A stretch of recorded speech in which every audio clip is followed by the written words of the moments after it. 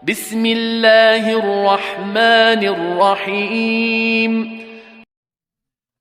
إن الحمد لله نحمده ونستعينه ونستغفره ونعوذ بالله من شرور أنفسنا وسيئات أعمالنا من يهده الله فهو المهتد ومن يضلل فلن تجد له وليا مرشدا أشهد أن لا إله إلا الله وحده لا شريك له وأشهد أن محمدا عبده ورسوله الذي لا نبي ولا رسول بعده اللهم انفعنا بما علمتنا وعلمنا ما ينفعنا وزدنا علما اللهم نور قلوبنا بنور هدايتك كما نورت الأرض بنور شمسك أبدا أبدا يا أرحم الراحمين اللهم ارحمنا بالقرآن واجعل القرآن حجة لنا ولا حجة علينا اللهم فقهنا في الدين وعلمنا التأويل آمين يا رب العالمين. Baik, ikhwani wal akhawat fi din arsyadakumullah, dalam kajian Sulamut Taufiq. Dalam pertemuan yang pekan lalu kita telah menyelesaikan pembahasan persoalan syarat-syarat thaharah. Syarat-syarat sahnya sebuah thaharah, baik itu mandi ataupun wudu ataupun tayamum, maka telah disebutkan syarat-syaratnya, terutama berkaitan dengan wudu ya kemarin itu. Kemudian di sini muallif rahimahullahu taala nafa'anallahu bi ulumihi wa bi ulumikum wa bi ulumis sa'irin as-solihin fid dharain, mengatakan apa yang beliau katakan, wa man lam yajidil ma'a, siapa saja yang tidak menemukan air. Nanti tidak menemukan air ini bukan berarti selalu bermakna tidak ada airnya, ya. Tidak menemukan air itu bukan berarti selalu tidak ada air. Bisa jadi airnya ada, tapi tidak bisa digunakan.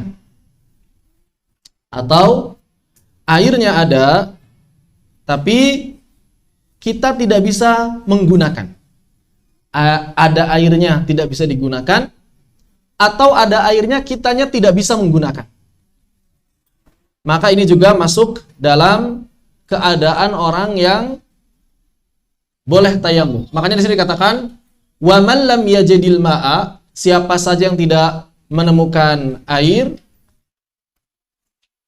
au wajadahu lakin, atau dia menemukan air tapi karena yadurruhul ma'u, tapi ternyata air ini bisa membahayakannya. Dararan yukhafu ma'ahu min isti'mali ma'in talafu nafsin au adwin au manfaatin. Bahaya yang seperti apa? Bahaya yang apabila dia terkena air itu dikhawatirkan meninggal, atau terjadi kerusakan pada anggota tubuhnya, atau terjadi kerusakan pada fungsi anggota tubuhnya. Bisa jadi ketika dia menggunakan air, bisa jadi meninggal, bisa jadi merusak fisiknya, atau bisa jadi merusak fungsi dari sebagian anggota tubuhnya. Walaupun tidak rusak fisiknya, tapi fungsinya bisa rusak. Berarti orang-orang yang sakit seperti itu, atau orang-orang yang memang tidak bisa, orang-orang yang tidak bisa menggunakan tes. Orang-orang yang tidak bisa menggunakan air, maka apa yang mesti dilakukan? Tayammama ba'da dukhulil waqt. Nah, di sini penting. Tayammama ba'da dukhulil waqt. Maka dia boleh bertayamum dengan syarat yang pertama apa? Setelah masuknya waktu, ay waktu salat, yakni setelah masuknya waktu salat. Setelah masuknya waktu salat.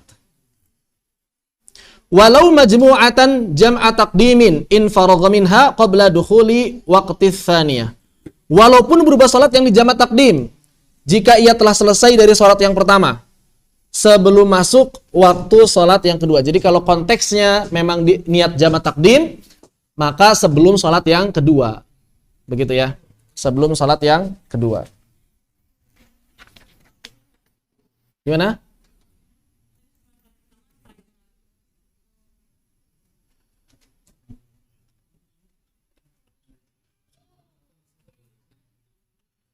Tayamumnya sudah boleh dilakukan kalau memang dia niatnya jama' takdim. Tapi nanti tayamumnya itu sebelum salat yang keduanya. Karena di dalam mazhab Imam Asy-Syafi'i, tayamum ini bukan mensucikan. Tayamum ini tidak mensucikan. Tayamum hanya satu amalan yang membuat kita boleh melaksanakan ibadah. Bukan menghilangkan hadas. Jadi tayamum itu beda sama wudu. Kalau wudu menghilangkan hadas. Kalau tayamum agar diizinkan untuk beribadah. Maka dari itu ketika kita sholat misalnya jama' takdim, maka tayamumnya 2 kali. Tayamum sebelum sholat pertama, berarti setelah masuk untuk sholat pertama, tayamum. Kemudian selesai sholat pertama, apa yang harus dilakukan? Tayamum lagi buat sholat yang kedua. Tayamum lagi buat salat yang kedua. Ini adalah pendapat hasil penelitian Al-Imam Asy-Syafi'i. Walaupun mazhab yang lain ada yang berpendapat tayamum benar-benar 100% mengganti wudu. Ada juga yang mengatakan seperti itu. Mana yang kita pilih? Ya lagi-lagi kita kalau memilih perbedaan pendapat kembali kepada apa yang telah disebutkan di pelajaran Safinah.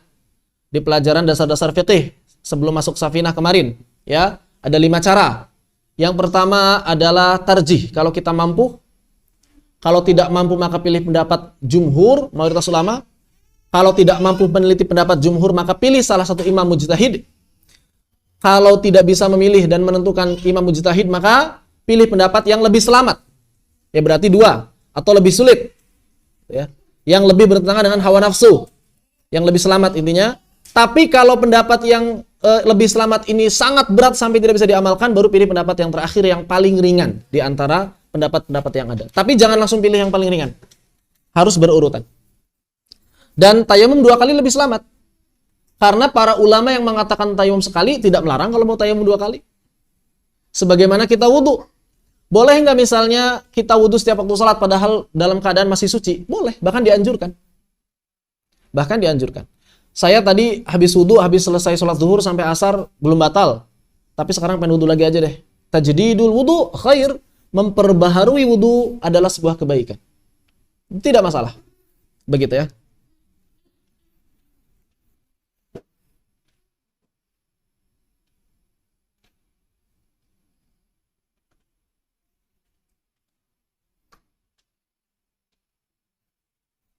Kemudian Syekh Nawal Bantani mengatakan wala budda ma'a dukhulil waqti ay ya'lama bidukhulihi yaqinan. Dan dia, orang yang mau tayamum, ketika mau tayamum itu harus benar-benar mengetahui masuknya waktu secara yakin, bukan perkiraan. Atau bukan masih dalam keadaan ragu, ini sebenarnya masuk waktu atau belum ya? Maka kalau misalnya dalam keadaan seperti itu, jangan tayamum dulu, sampai benar-benar yakin waktu telah masuk. Sampai waktu telah masuk. Perbandingan orang yang tayamum atau analogi orang yang tayamum sama seperti orang yang istihadah berwudu. Orang yang istihadah ketika berwudu ini tidak mensucikan toharo karena dia dalam keadaan berhadas. Istihadah orang yang dawamul hadas, orang yang selalu berhadas. Ketika misalnya kita niat berwudu, saya niat berwudu menghilangkan hadas. Hadasnya hilang nggak kan? Enggak. Maka ketika berwudunya fardu saja, saya niat berwudu fardu. Udah selesai. Jangan niat menghilangkan hadas. Karena kenyataannya hakikatnya tidak pernah menghilangkan hadas. Orang yang tayamum itu dianalogikan seperti orang yang istihadah berwudu. Sehingga dia harus masuk waktu sholat sebelum melakukan tayamum. Jadi harus benar-benar yakin setelah masuknya waktu sholat. Bahkan Syekh Nawal Bantani mengatakan ngambil debunya pun harus setelah masuk waktu sholat. Jadi nggak boleh mempersiapkan debu buat tayamum. Ini menurut pendapat Syekh Nawal Bantani. Oleh karena itu, tidak ada yang jualan tayamum misalnya di bandara gara-gara perjalanan pesawatnya 12 jam atau lebih. Buat apa jualan debu? Ya buat di pesawat, kan di pesawat gak ada debu. Di pesawat ada debu nggak? Ya nggak ada lah, orang pakai AC, yang AC itu debunya keserap semua, dia buang. Ya. Disaring semua sama AC debunya. Maka tidak ada orang yang jualan debu sasetan buat tayamum, karena memang debunya harus dipersiapkan sebelum setelah masuk waktu sholat. Tidak boleh sebelum masuk waktu sholat. Kenapa? Karena terutama bagi orang yang tidak menemukan air, ini harus ada usaha dulu sebetulnya mencari air.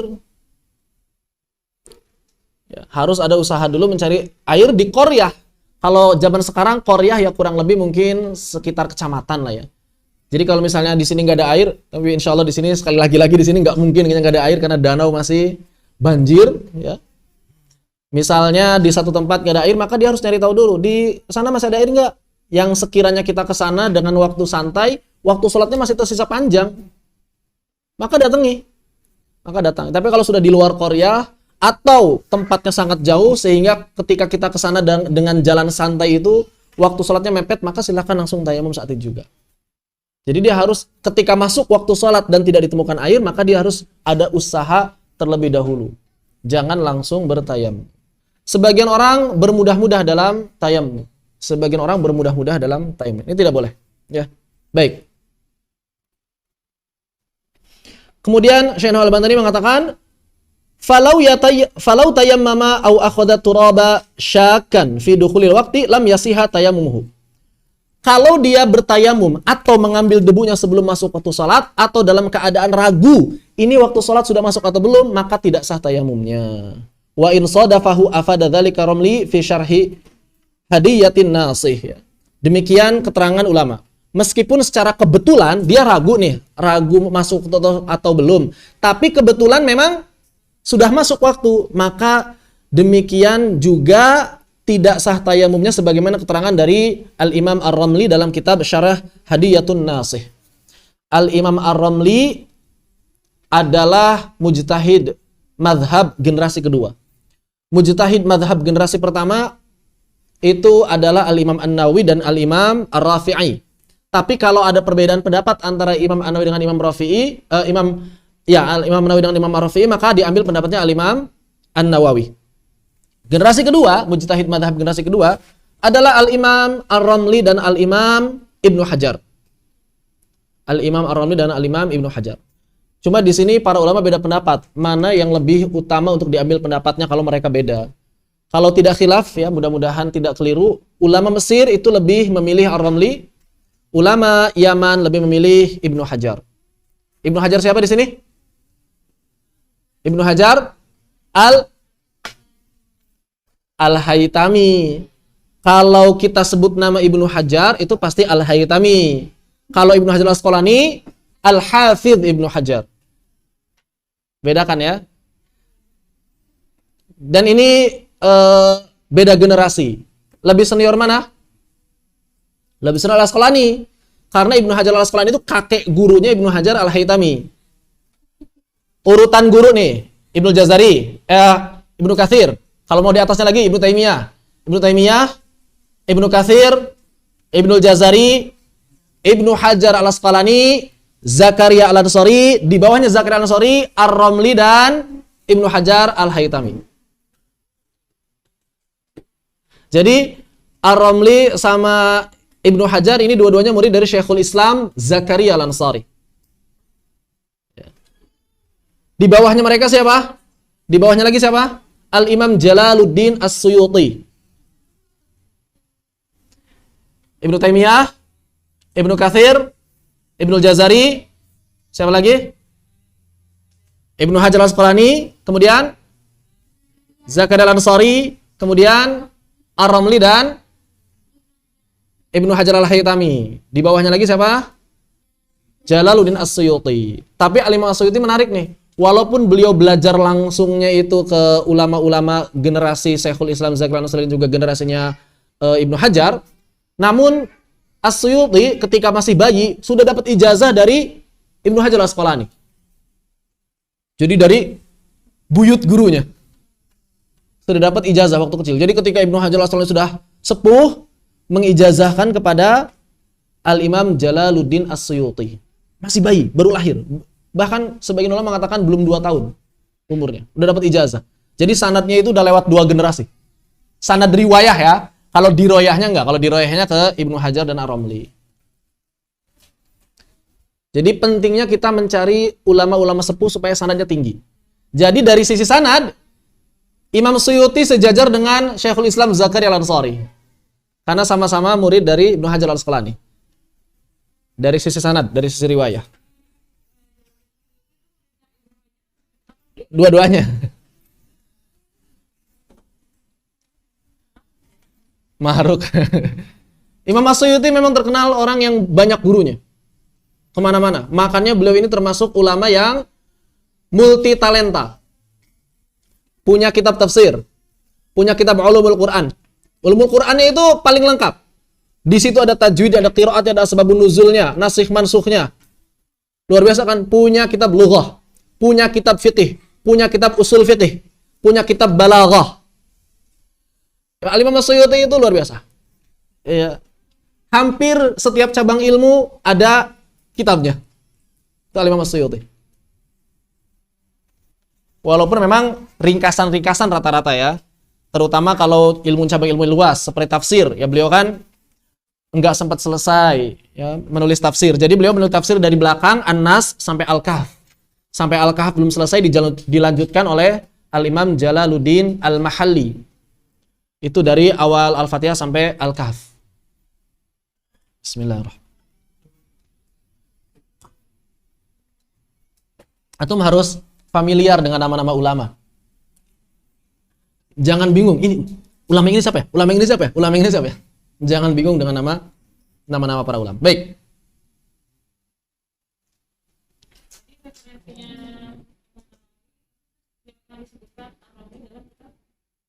Ar-Ramli maksudnya?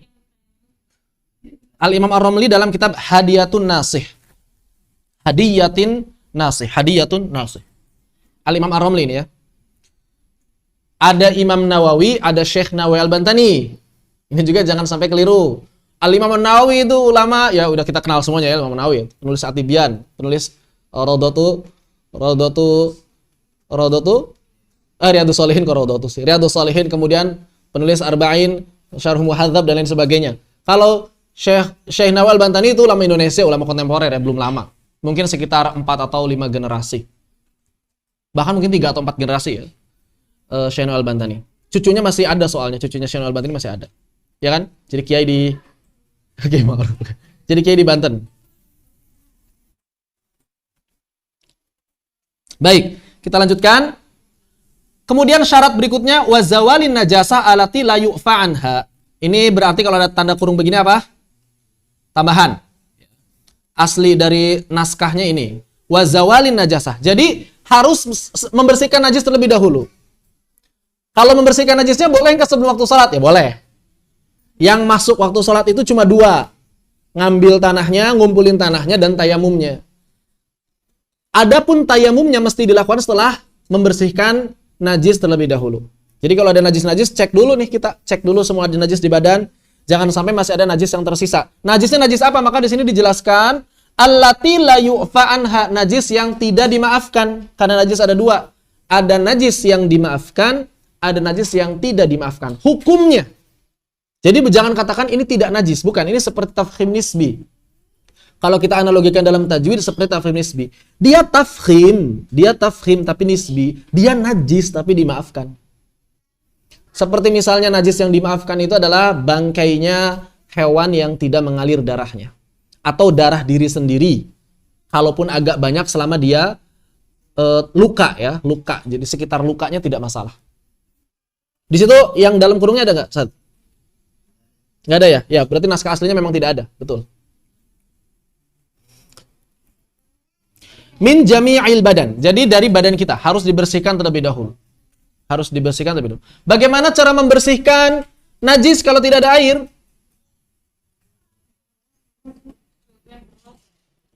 Boleh dengan batu atau yang semisalnya. Boleh dengan batu atau yang semisalnya. Kalau najisnya agak banyak bagaimana? Ya nggak apa-apa, ini kan dalam kondisi darurat. Kalau najisnya agak banyak tidak apa-apa. Falau tayammama wa ala badadihi najasah lam yasiha tayammumuhu.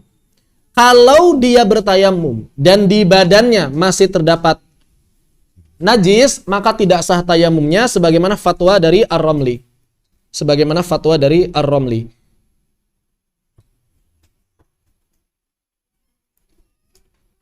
Ay wadhalika in kana 'indahu minal ma'i ma yuziluha bihi.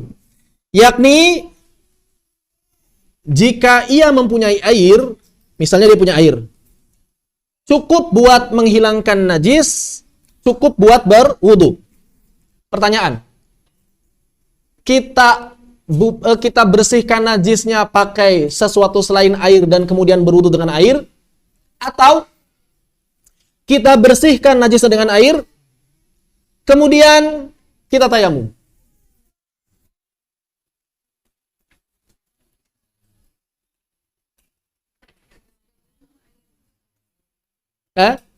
Mana yang lebih utama?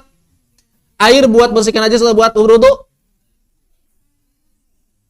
Air mesti digunakan untuk membersihkan najis. Kenapa? Karena najis tidak bisa dihilangkan kecuali dengan air. Tidak bisa disucikan kecuali dengan air. Karena najis tidak bisa disucikan kecuali dengan air. Sedangkan wudu bisa diganti dengan tayamum. Oleh karena itu, kalau misalnya najisnya banyak nih, kemudian nggak ada air, mau bersihin najis nggak bisa, wudunya nanti pasti tayamum.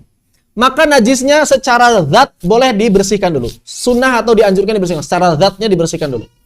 Udah suci belum? Belum. Baik. Kemudian kita sholatnya pakai tayamum atau enggak?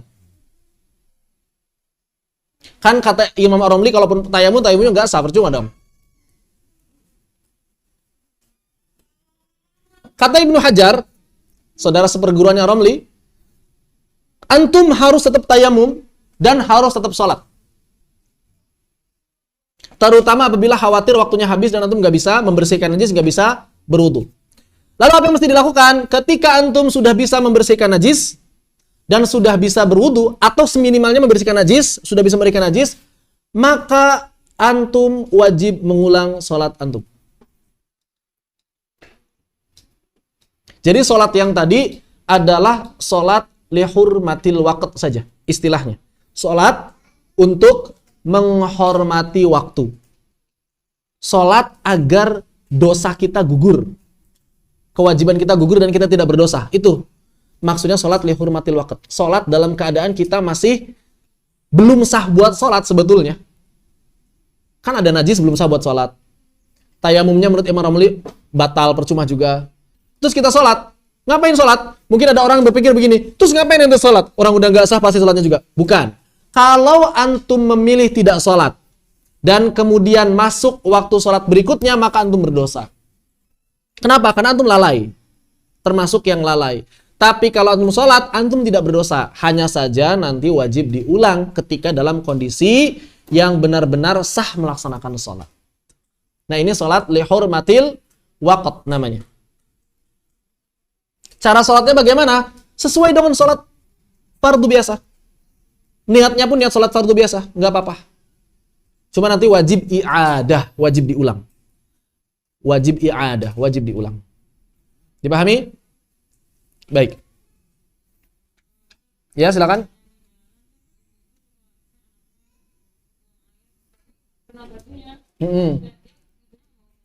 Ya. Misalnya di jalan, ada seorang ibu yang memang punya bayi, terkena najis. Kalau najis sedikit dimaafkan. Ibu-ibu yang bawa bayi kemana-mana, kalau najis sedikit seperti najis muntah sedikit, itu dimaafkan. Dilap saja sudah cukup. Tapi kalau najisnya banyak, maka harus dibersihkan. Lalu bagaimana kalau tidak sempat membersihkan, tapi kalau berwudu bisa membersihkan, nggak bisa misalnya? Maka dia harus tetap berwudu dan harus tetap sholat.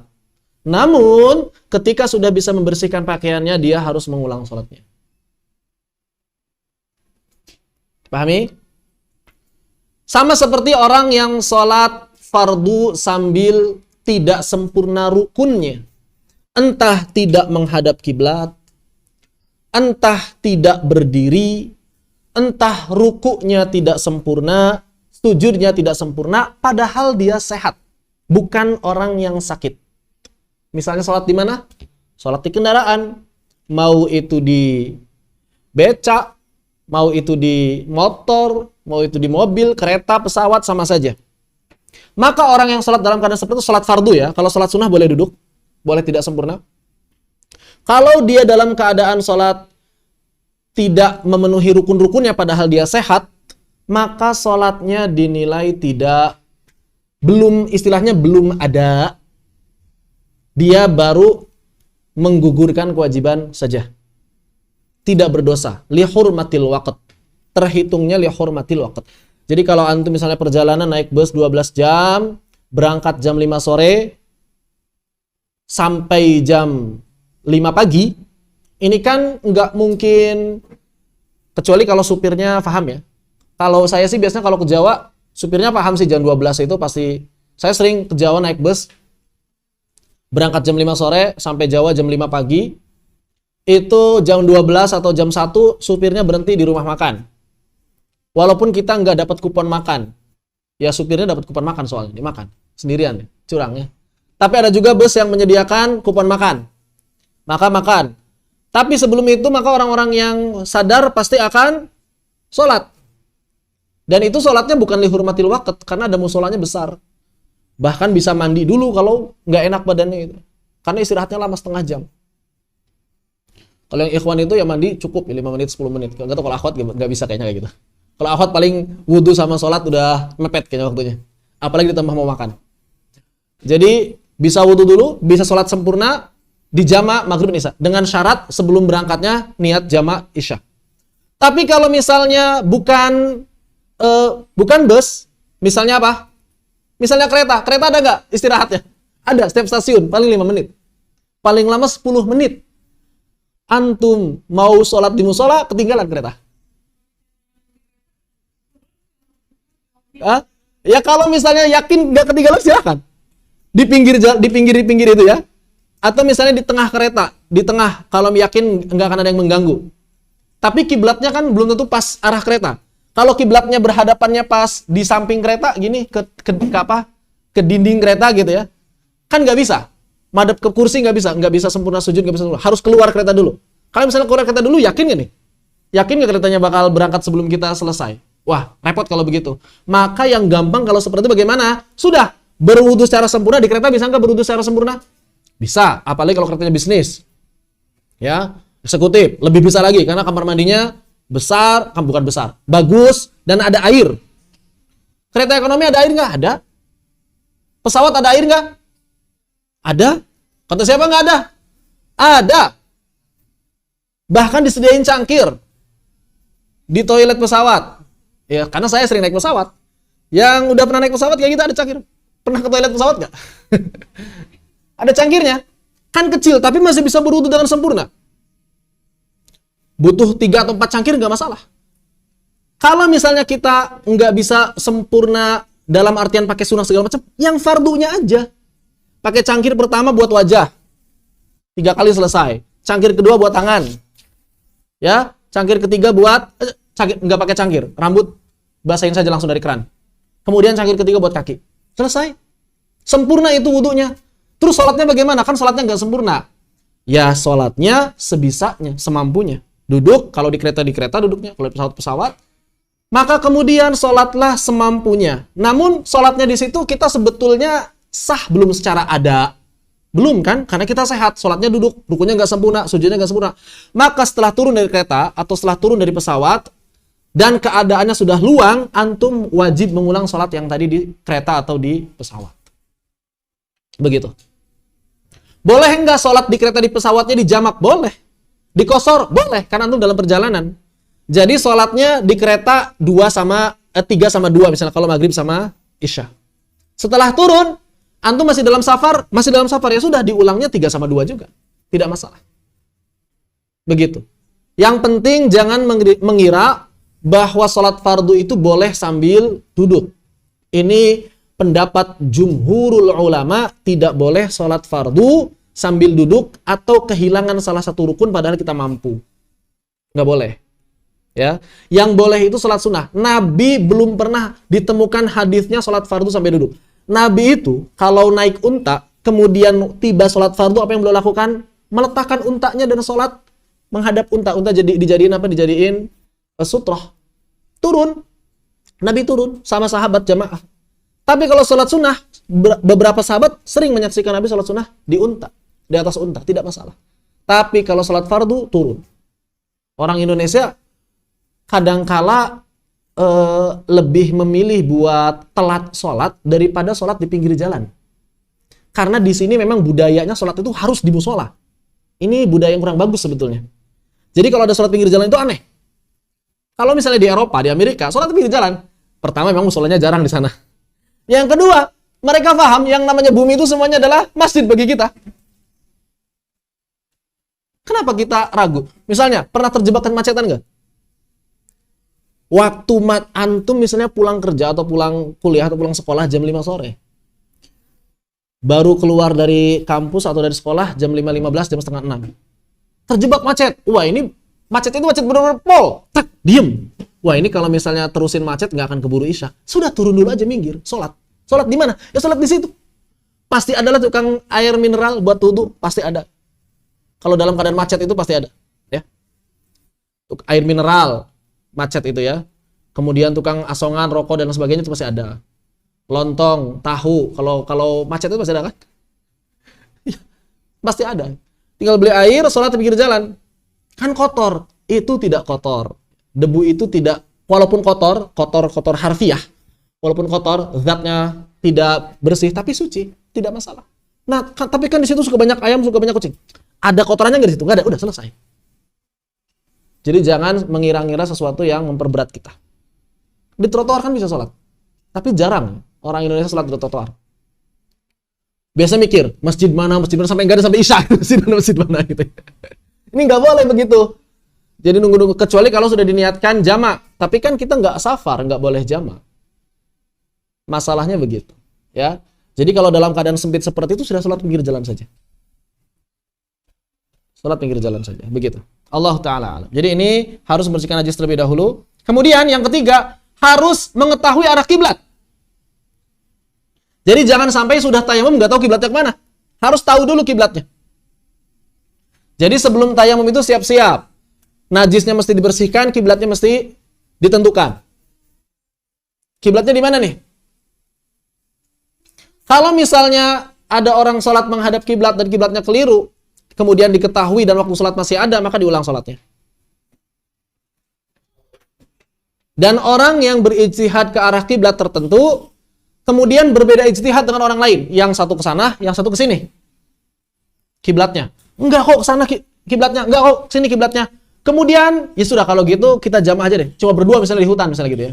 Kita jamaah, pertama ke sana, pertama ke sana imamnya saya, kedua ke sini imamnya kamu. Nah, ini tidak sah sholatnya. Orang jadi makmumnya enggak sah. Kenapa? Kita mengikuti orang yang ijtihad kiblatnya berbeda dengan kita.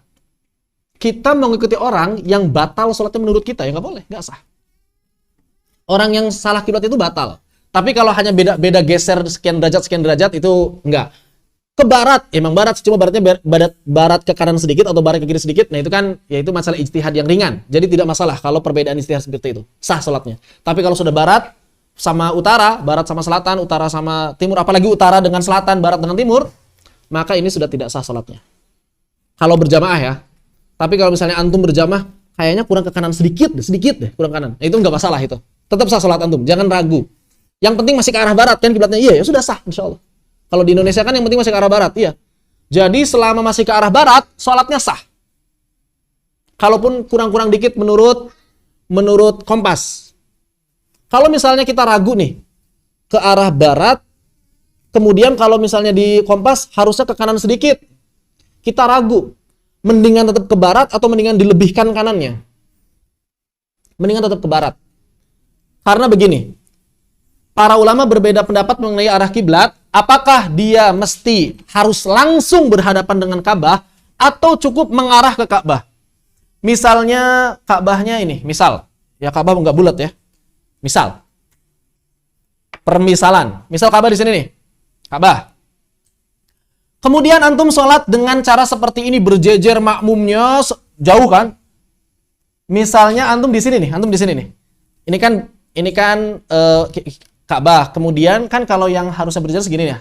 Tapi antum keadaan negara wilayahnya tuh di sini. Di sini keadaan wilayahnya ya. Kemudian sholatnya seperti ini, menghadap ke barat aja. Kalau misalnya diluruskan ke kiblat nggak? Ke Ka'bah nggak? Nggak kan? Tapi sah nggak sholatnya? Menurut mayoritas ulama sah. Kenapa? Karena ke arah Ka'bah. Ini sudah ke arah Ka'bah yang penting. Jadi orang yang sholat yang di sini, sholatnya ke arah sini sudah sah. Yang di sini, sholatnya ke arah situ, lurus, nggak dimiringan ke kiri, sah. Maka di Indonesia itu kan Asia Tenggara. Kenapa? Karena kita memang berada di Tenggara kalau hitungannya Asia ya. Di bawah sedikit ke arah selatan, lebih mengarah ke selatan. Berarti Saudi atau Ka'bah atau Mekah itu berada di arah barat laut. Sedikit ke arah barat laut, enggak di barat banget kan? Barat laut itu atas kan? Barat daya bawah. Hah? Utara, timur laut. Bener ya? Utara, timur laut, timur tenggara, selatan, barat daya, barat laut. Ya betul. Barat laut. Jadi nggak benar-benar ke arah barat, sedikit ke arah barat laut kan? Makanya kita miring sedikit. Makanya dulu masjid banyak yang dibelok-belokin. Kalaupun kita mau menghadap ke barat saja, itu sudah sah menurut mayoritas ulama. Tapi memang dalam mazhab Imam Asy-Syafi'i harus benar-benar mengarah ke Ka'bah. Harus benar-benar mengarah ke Ka'bah. Makanya mazhab Imam Asy-Syafi'i di Indonesia ini diamalin nih, oleh MUI dan juga oleh Muhammadiyah dan juga NU. Semuanya langsung ke arah barat laut sedikit, belokin sedikit. Tapi kalau ada imam yang tetap kekeh, sudahlah ke barat aja. Insya Allah tetap sah, karena sama-sama barat, sudah selesai. Atau misalnya barat lautnya kelebihan sedikit. Kayak di sini kan nggak jelas, di kadang-kadang ini sedikit, kadang-kadang. Yang penting pokoknya ke barat, ya udah jelas. Barat sana kan udah, barat sana udah selesai. Yang penting sana barat. Yang penting jangan sampai ada jadi imam tiba-tiba datang ke sini menghadapnya kemana? Ke selatan. Nggak sah. Atau malah ke timur. Ya nggak sah jelas. Ya, begitu. Jadi mengetahui kiblat ini harus diketahui bagi orang yang tayamum sebelum tayamumnya dilakukan, karena memang menghadap kiblat ini salah satu persiapan salat. Salah satu persiapan salat. Nomor 2B. Sini. Wa ma'rifatul qiblat. Ay la budda ayya'lama jihatal qiblati aw yajtahida fiha. Maka sudah sepatutnya dia mengetahui arah kiblat atau berijtihad untuk mengetahui arah tersebut qabla ayyatayammama, sebelum melaksanakan tayamum. Liyasiha tayamumuhu, agar tayamumnya menjadi sahih, seperti itu. Namun ada pendapat yang lain, walakin fi hasyati Syarqawi, akan tetapi dalam catatan kaki Imam Asy-Syarqawi atas kitab Tuhfatut Tullab bi Syarhil Minhaj, qauluhu fi syurutit tayamum, perkataan Imam Ar-Ramli, syurutut tayamum, syarat-syarat tayamum, wal ilmu bil qiblah, dan memahami arah kiblat, dhaif. Menurut siapa dhaif? Asy-Syarqawi. Salah satu ulama Syafi'iyah juga, beliau mengatakan enggak perlu mengetahui arah kiblat. Fayasihu tayamumu ba'da dukhulil waqti walau qabla al-ijtihad fil qiblah. Dan tayamum akan menjadi sahih kalau dia tayamum setelah masuk waktu salat walau belum mengetahui arah kiblat. Jadi kalau kita sudah menemukan perbedaan pendapat, ada orang tayamum tapi belum tahu kiblat, kita tidak perlu menegurnya secara keras. Tapi bagi kita, ambil pendapat yang aman. Cari tahu kiblatnya dulu sebelum tayamum. Begitu. Ya. Baik. Ini berkaitan dengan wa ma'rifatul qiblah. Kemudian biturabin, wa yakunu biturabin, harus menggunakan debu. Debu itu kelihatan enggak? Debu kelihatan enggak? Ya kelihatan lah, masa debu nggak kelihatan. Bubuknya itu kelihatan. Jangan pakai debu mikroskopis, debu yang hanya kelihatan pakai mikroskop. Di sekitar kita ada debu banyak. Berarti boleh dong tayamum begini. Coba aja dah kalau ada matahari, ada debunya kan banyak. Apalagi kalau pakai mikroskop, itu banyak banget. Bukan debu yang seperti itu, tapi debu yang tampak zahir oleh mata kita. Makanya kalau ada orang tayamum di pesawat, di mobil, di kereta, debunya kelihatan nggak? Kecuali kalau memang mobilnya mobil bus apa? Bus Kopaja. Kopaja debunya banyak. Di belakang kursinya banyak debunya. Wah, ini banyak debunya, bisa tayamum nih. Ya silakan. Tapi kalau kondisinya antum di bus AC, bus malam ber-AC, atau di kereta, atau di pesawat apalagi, nggak akan menemukan debu. Dan lagian kalau di pesawat, di kereta, atau di bus malam, biasanya ada WC-nya. Ada air di sana. Kalau nggak ada air bagaimana? Maka kalau nggak ada air, antum sholat tanpa wudhu, tanpa tayamum. Karena nggak ada air, nggak ada debu. Tapi sholatnya apa tadi? waqt. Li hurmatil waqt. Nggak perlu tayamum lagi karena nggak bisa tayamum. Di cermin, apalagi cermin. Nggak ada debunya, itu susah itu. Ini namanya debu mikroskopis orang zaman sekarang bilangnya. Kan fatwanya Imam Malik boleh. Kata Imam Malik boleh tayamum di atas batu. Iya batu, karena batu itu dikiaskan dengan debu kalau mazhabnya Imam Malik. Tanah dikiaskan, analogi. Jadi batu itu menurut Imam Malik sama dengan unsurnya sama dengan tanah. Maka boleh tayamum di atas batu. Masalahnya sekarang cermin, kursi, jok dikiaskan dengan tanahnya bagaimana? Nggak bisa. Jadi sudah Imam Malik itu mengkiaskan batu dengan tanah, kita mengkiaskan kursi dengan batu dikias-kiasin lagi gitu ya. Kias dikiasin lagi, ini nggak bisa. Maka pendapat ulama kontemporer tentang masalah debu mikroskopis ini perlu ditinjau ulang. Supaya apa? Supaya orang nggak bermudah-mudah dalam masalah ini. Supaya orang tidak bermudah-mudah dalam masalah ini. Harus biturobin aw ramlin khalisin. Ini masalah romal beda pendapat ya. Romal itu pasir, tapi maksudnya romal ini bukan pasir batu kecil, bukan. Maksudnya ini debu putih. Yang kalau sebagian ulama di Arab ada debu putih. Jadi debu bukan pasir. Dia debu. Kayak ini kayak padang pasir. Padang pasir itu kan banyak debunya. Bukan pasir seperti pasir kita. Paham nggak? Pasir kita itu debu atau batu? Batu. Tapi kalau padang pasir, debu atau batu? Debu. Nah maksudnya rommel itu. Rommel itu kan diterjemahin pasir kalau kita ya. Rommel itu diterjemahin pasir. Maksudnya adalah debu putih yang seperti itu di padang pasir. Itu bukan batu kecil, bukan. Kalau dipegang itu debu. Orang Arab enak ya kalau mau tayamum ya. Malah kayaknya mereka lebih enak tayamum daripada wudu. Kalau kita untuk tayamum kayaknya sulit. Ada juga yang mengatakan begini, kenapa tayamum kan malah bikin kotor? Kalau air bikin bersih. Kalau kita lihat nilai filosofisnya, bahwa manusia itu zatnya cuma terdiri dari dua unsur asalnya. Tanah dan air. Tanah dan air. Maka cara mensucikan diri kita, ya cuma dengan dua cara itu. Bukan mensucikan sih kalau tayamum, mengganti ya. Dan unsur terbesar dalam diri kita itu apa? Air 70% kan? Air 70%. Jadi tubuh kita ini terdiri dari cairan 70%. Makanya cara mensucikannya ya air. Makanya harus minum banyak-banyak air putih. Kalau tidak ada bagaimana diganti dengan debu? Kenapa? Karena unsur kita yang kedua adalah tanah. Turab. Ya. Walaupun kalau sekarang mungkin lebih tepatnya intisari dari tanah. Yang benar-benar asalnya dari tanah itu hanya Nabi Adam ya. Baik. Kholisin. Yang pertama kholis. Murni. Tidak tercampur apa? Misalnya tidak tercampur tepung. Tidak tercampur garam. Makanya kalau orang tua zaman dulu diayak.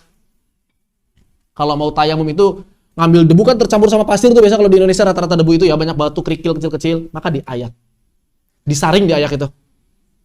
Disaring pakai biasanya kalau zaman dulu itu ada wadah makanan, yarhamkallah. Ada wadah makanan yang terbuat dari plastik yang ada lubang-lubangnya. Biasanya dipakai buat orang hajatan. Kayaknya sekarang udah nggak ada, saya nemuin itu ya. Pakai itu biasanya. Ya kalau sekarang bisa pakai ayakan tepung ya bisa. Tapi kan terlalu kecil ya, nggak apa-apa. Diwadahi, disiapkan di bawahnya untuk tayamum. Tahurin, suci, tidak boleh debu yang sudah tercampur dengan najis. Lahu ghubar. Ya jadi ada ininya ghubar itu apa? Istilahnya molekul. Benar-benar mengandung molekul gitu seperti itu ya.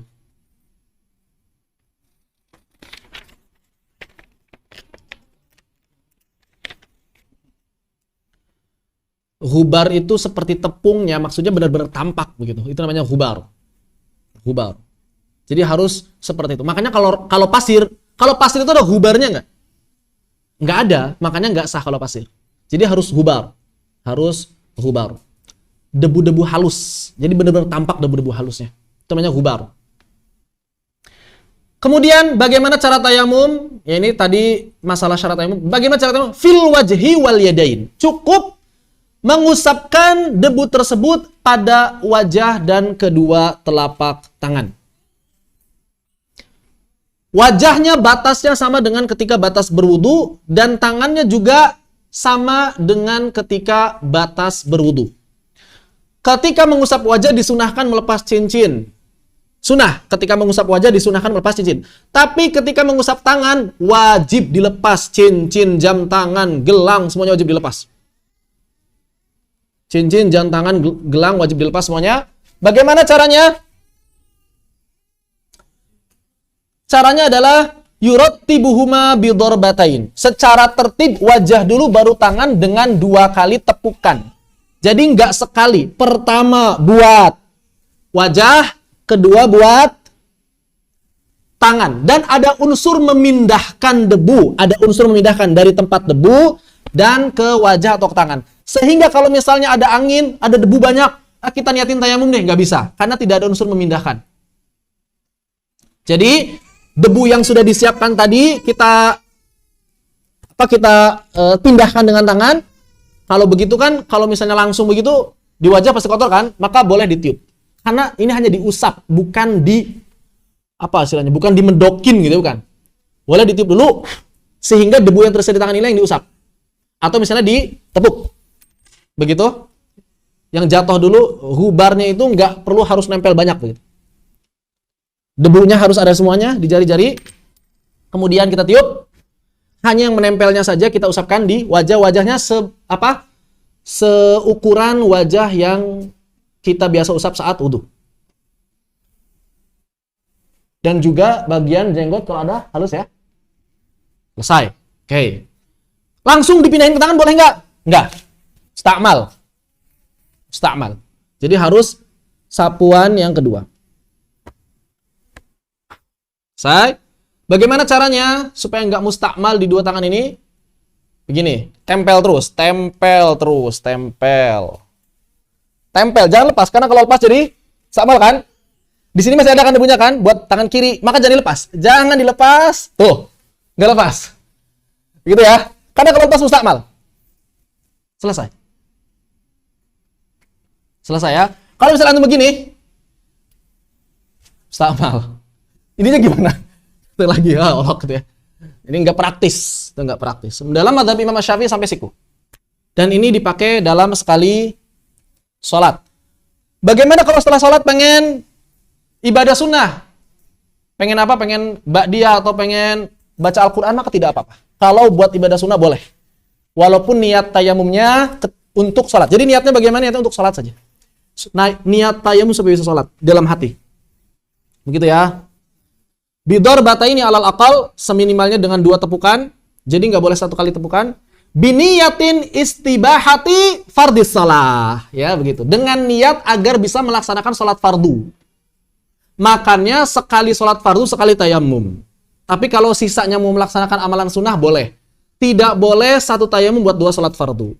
Wa takunu niyatu ma'an naqli wa massi awalil wajh. Maka yang pertama kali apa? Yang pertama kali ini, niat ini adalah ketika pertama kali kita memindahkan debu ke wajah. Itu niatnya. Niatnya supaya apa? Saya niat tayamum dalam hati, saya niat tayamum agar bisa melaksanakan salat fardu. Dalam hati disebutkan seperti itu. Begitu ya. Jadi cukup wajah dan telapak tangan. Bagaimana kalau hadasnya hadas besar? Tayamumnya seperti apa? Bagaimana? Sama tayamumnya. Karena di zaman sahabat ada yang mengira tayamumnya seperti mandi. Jadi dia mandi di atas pasir, guling. Ente ngapain? Hadas besar, cuma dalam kondisi yang sangat dingin, nggak bisa nih mandi. Aduh, airnya dingin banget, kayak es airnya. Di Arab itu kalau musim dingin airnya kayak es. Apalagi di daerah Yaman. Kalau dingin itu sampai pada mimisan orang itu, saking dinginnya gitu. Kalau di sini dingin nggak terlalu dingin, panas nggak terlalu panas. Kalau di daerah Arab, kalau panas banget. Ya sampai-sampai kalau misalnya antum itu menumpahkan kuah makanan di padang pasir, itu bisa jadi adonan.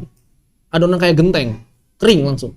Kalau misalnya antum meletakkan telur di atas padang pasir ketika musim panas, itu bisa matang telurnya. Saking panasnya. Tapi kalau lagi dingin banget. Sampai di Syam itu bisa turun salju kan? Syam, daerah Syam itu sampai turun salju, saking dinginnya.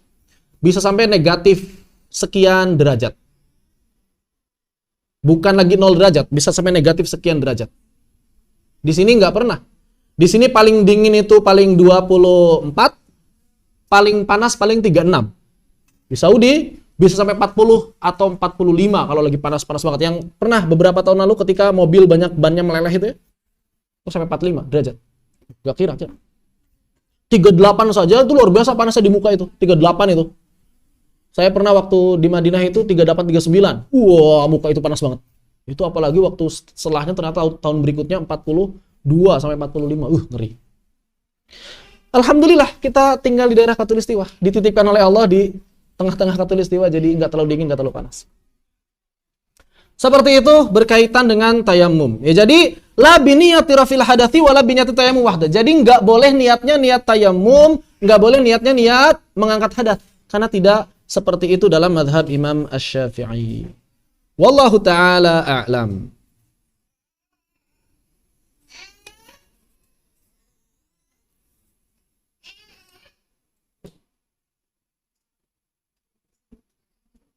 Ada udah ya? Cukup. Hayır, ada tanyakan? Dipersilakan. Masalah tayamum.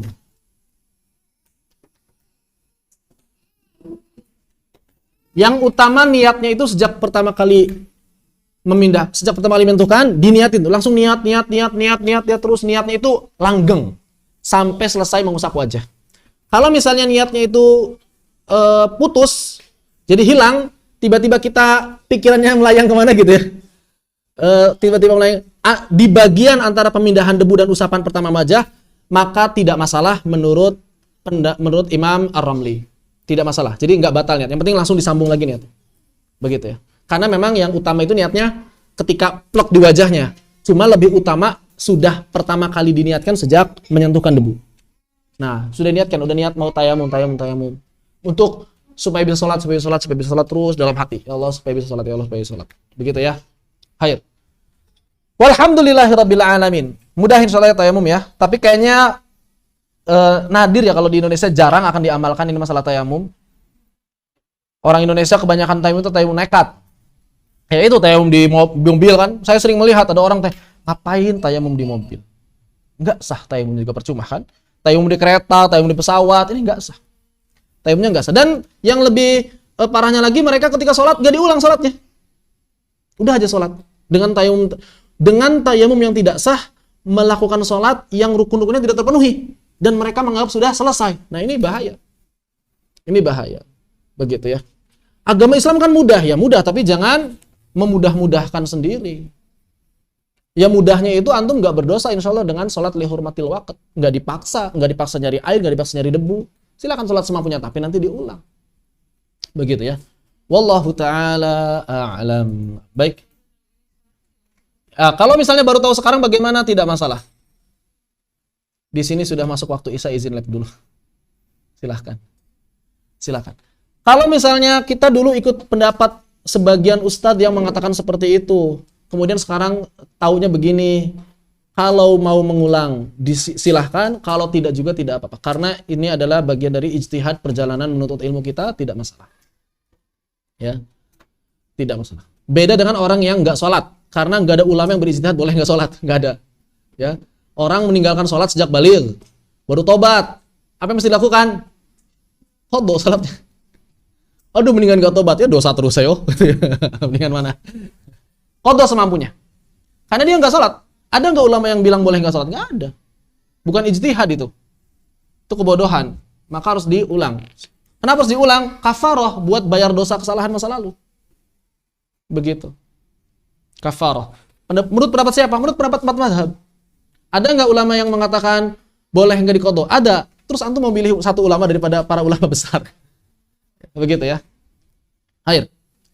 Baik, kita cukup sampai di sini. Mudah-mudahan ada pertanyaan. Lu mau nanya? Gimana lu?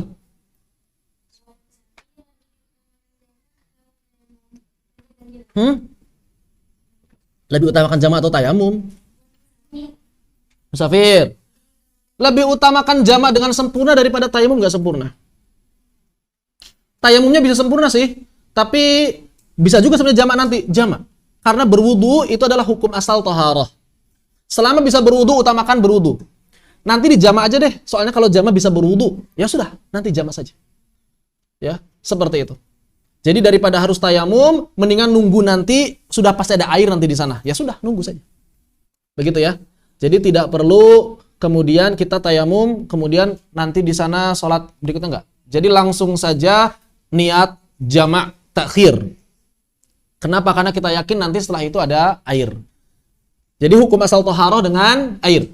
Baik menghilangkan najis atau mengangkat hadas dengan air. Ya. Tidak bisa diganti air ini. Tidak bisa diganti. Yang ada itu diganti sementara atau diganti dengan keadaan yang terbatas. Kalau menghilangkan najisnya, mengangkat hadasnya tidak bisa diganti sama sekali dengan selain air. Begitu. Wallahu ta'ala.